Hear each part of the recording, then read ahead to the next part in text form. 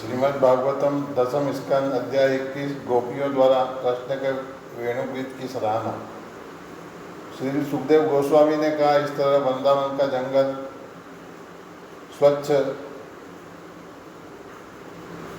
श्री सुखदेव गोस्वामी ने कहा, इस तरह वृंदावन का जंगल स्वच्छ शारदी जलाशयों से पूरी था और स्वच्छ जलाशयों में खिले कमल पुष्पों की सुगंध वाली वायु से शीतल था।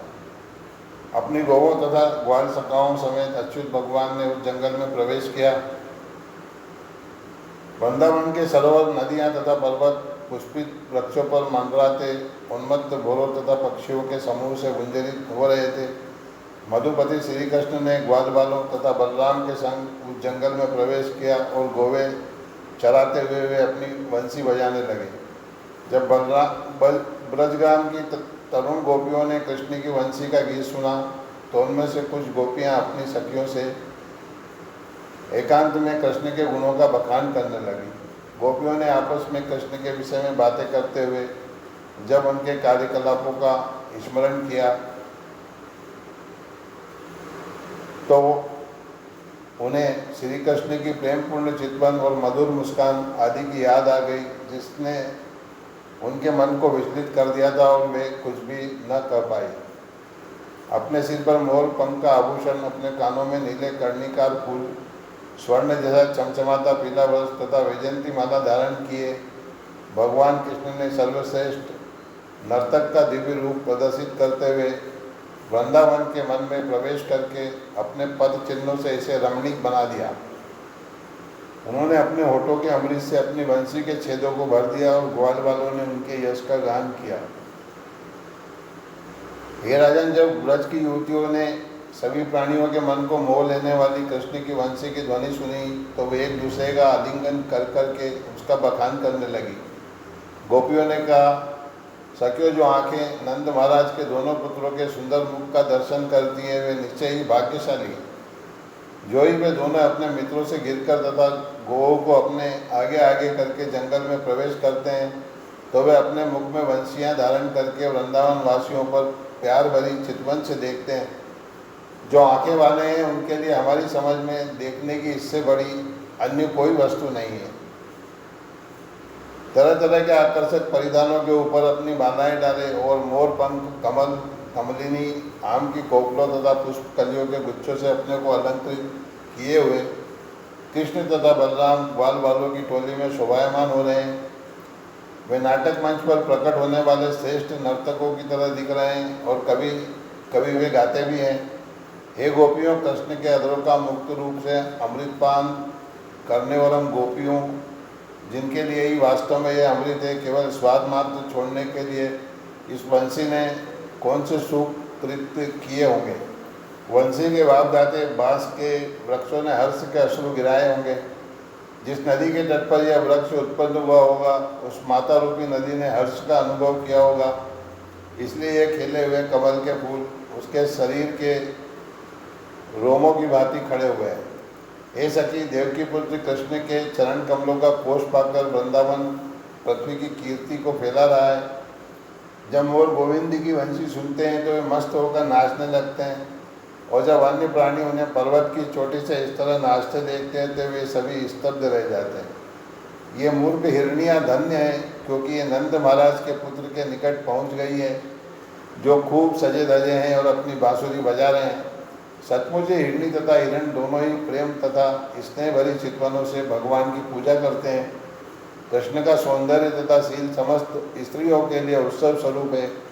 देवताओं की पत्नियां अपने पतियों के साथ विमानों में उड़ते हुए जब उन्हें देखती है और उनके गूंजते हुए वेणुगीत की ध्वनि सुनती है तो वे अपनी सुध बुध खो देती हैं और वे इतनी मोहित हो जाती हैं कि उनके केशों से फूल गिर जाते हैं और उनकी करनियाँ ढीली पड़ जाती है।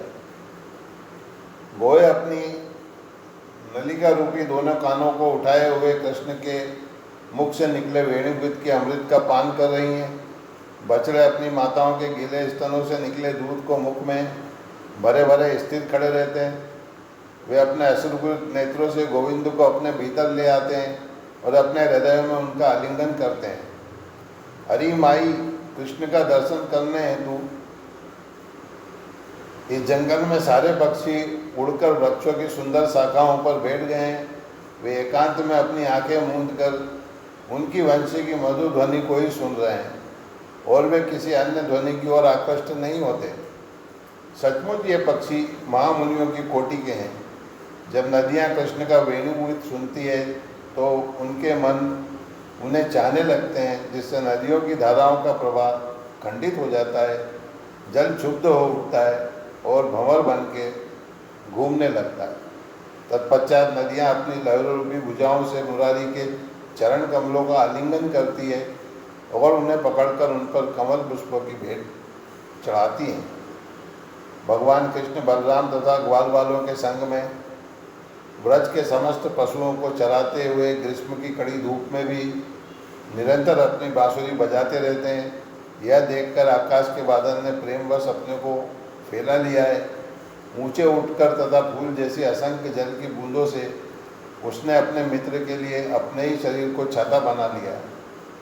वृंदावन क्षेत्र के आदिवासी लल्लाएं भगवान के चरण कमलों को अलंकृत करने वाले लाल लाल कुमकुम चूर्ण से अंकित घास को देखकर कृष्ण से मिलने को आतुर हो उठती हैं, और जब उसे ही आदिवासी स्त्रियां अपने वक्ष स्थलों तथा मुखों पर मल लेती हैं तो उन सबकी चिंताएं जाती रहती है। यह गोवर्धन पर्वत समस्त भक्तों में सर्वश्रेष्ठ है। हे सखियों, यह पर्वत कृष्ण तथा बलराम के साथ ही साथ उनकी गौओं, बछड़ों तथा ग्वाल वालों की सभी प्रकार की आवश्यकताओं, पीने का पानी, अति मुलायम घास, गुफाएं, फल, फूल तथा तरकारियों की पूर्ति करता है। इस तरह यह पर्वत भगवान का आदर करता है। कृष्ण तथा बलराम के चरण कमलों का स्पर्श पाकर गोवर्धन पर्वत अत्यंत हर्षित प्रतीत होता है। हे सखियों, जब कृष्ण तथा बलराम अपने ग्वाल मित्रों के साथ अपनी गौएं लेकर गुजरते हैं तो वे अपने साथ दूध दोहन के समय गौओं की पिछली टांगें बांधने के लिए नोई रस्सी लिए रहते हैं।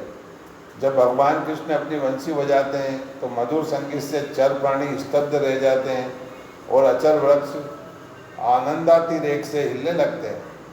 निश्चय ही ये बातें अत्यंत आश्चर्यजनक है। इस तरह वृंदावन के जंगल में पूर्ण पुरुषोत्तम भगवान द्वारा विचरण से संबंधित क्रीड़ामयी लीलाओं को एक दूसरे से कहती हुई गोपियाँ उनके विचारों में पूर्णतया निमग्न हो गई। इस प्रकार श्रीमद् भागवतम दसम स्कंद अध्याय 21 गोपियों द्वारा कृष्ण के वेणु गीत की सराहना नामक अध्याय के भक्ति वेदांत श्लोकार्थ पूर्ण हुए। हरे कृष्णा कृष्णा कृष्णा हरे हरे, हरे राम राम राम हरे हरे, हरे कृष्ण कृष्ण कृष्ण हरे हरे, हरे राम राम राम हरे हरे।